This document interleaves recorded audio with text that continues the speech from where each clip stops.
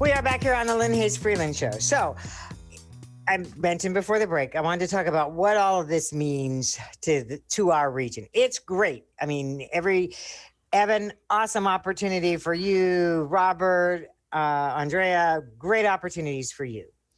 But let's talk about what this means for our region. I mean, because you can look around at the city of Pittsburgh, you can look at corporate Pittsburgh.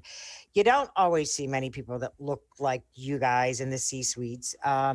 So what does this mean? What do these opportunities mean? And talk to me about, for you personally and what you bring then to the city of Pittsburgh. Well, let me just say broadly, for the region, it's about, building diverse representation, which means greater strength in our organizations, in our companies, but also it means the ability to recruit and retain diverse talent in our region. We're far behind even other peer cities. Mm-hmm. And this is an opportunity to really help build that pipeline, to help really build executive African-American and diverse executive leadership.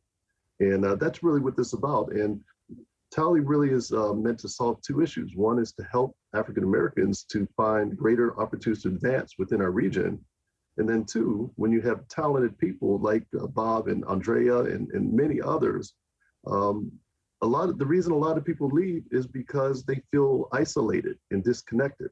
Mm-hmm. And what Tally does, and through the Tally Network and the Alumni Network, the goal is to really create a greater sense of community. So people want to stay in Pittsburgh and want to invest their time today and their futures here because they believe there's real promise in their organizations and in the region.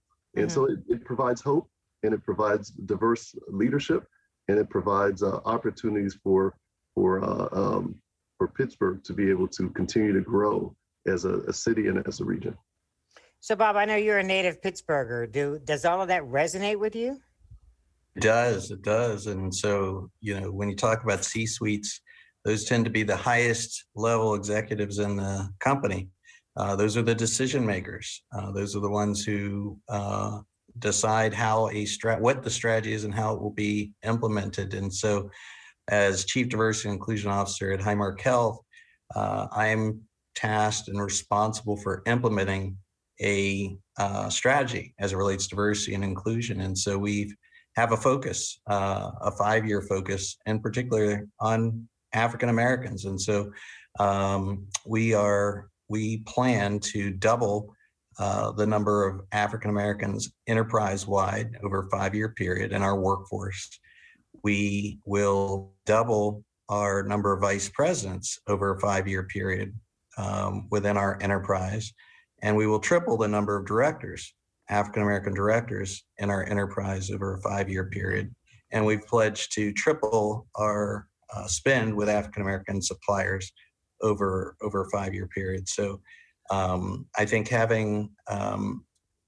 being in a C-suite position, I'm able to have the conversation with other decision makers within our enterprise that affect different communities, one of which is the African American community, that, as you said, over the years has maybe not benefited from some of the decision making that would have helped in terms of recruiting. And so I encourage talent, diverse talent, and African American talent to check out our 3,000 to 4,000 job postings that are up at any given time and apply, because internally we have that commitment, and we want to see diverse talent that represents the communities that we serve. Mm-hmm, mm-hmm. And Andrea, we're claiming you now because you've been in Pittsburgh long enough, but your position at BNY Mellon is an offshoot. Did that come about after you went through the program? It was actually during the program. Okay. Again, the Evan set it up so nicely in terms of the purpose of Tally is really to build the pipeline of visible, diverse talent that is here in the region. My background was previously in the public sector, so I was able to make a transition in the middle of a pandemic to start my time at BNY Mellon, and it's been a wonderful journey thus far. And I think, Lynn, to your question about what does this do for the region, it really provides a rebuttal to the misconception, the myth that diverse talent isn't in the city. As a transplant, I now call Pittsburgh my home, right? And, I am surrounded from my Tally cohort from 2020. You have Bob's cohort from 2019. There's a network of alums, of almost 80 alums who have come out of the Tally program.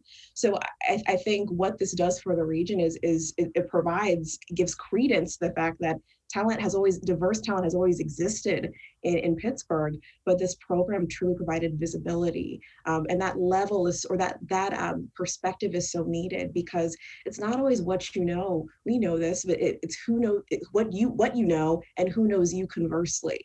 So I think the strength of Tally is that it brings in regional partners, CEO leadership, and really blends that so nicely to really propel the cohort forward. And that's what's exciting about this program, and that's what's exciting for the region, I think. Yeah. Hey, Lynn, can I give an analogy? I'll give you an analogy. So in sports, when you think of the immaculate reception, can you imagine if Franco Harris wouldn't have been part of the talent pool for the Steelers? We would have never had the immaculate reception, and the brand that the Steelers now enjoy wouldn't currently exist. And so when I think of Tally, I think of us as that immaculate reception. And we are going to help to build the brand of Pittsburgh to reflect the greatest talent, we think, in the U.S. There you go. And that's probably the perfect place for us to end. We're so excited. So now you've got the third class going on right now, correct? Correct. And they will finish when, Evan? They will finish in August. Yes, they'll graduate in August. And we also have some new programming coming, and we'll be able to share that a little bit later. Evan always sets the stage to come back on the show. It just never fails. I guess that's part of the team. That is Evan Frazier, indeed. Well, we say congratulations to you. We're excited about your new growth. So you'll come back when they're getting ready to finish. You'll tell us about the new programming. And by August, let's see. Yeah, that should be time to have the party. Yeah, so we'll have the party. We'll celebrate their graduation, your new position. And hey, you guys are doing awesome things. And I thank you for taking the time to come on the show today. It's really exciting. And finally, we're at a point in 2021 where we have things to celebrate. So I thank you all for joining us this week. We have so much to celebrate. Thank you. And congratulations to you all. Really good stuff. Thank you, Lynn. Thank you. Things to talk about today. Appreciate it. Congratulations, Evan. All right. And we'll be back in just a minute to wrap all this up when the Lynne Hayes Freeland Show continues.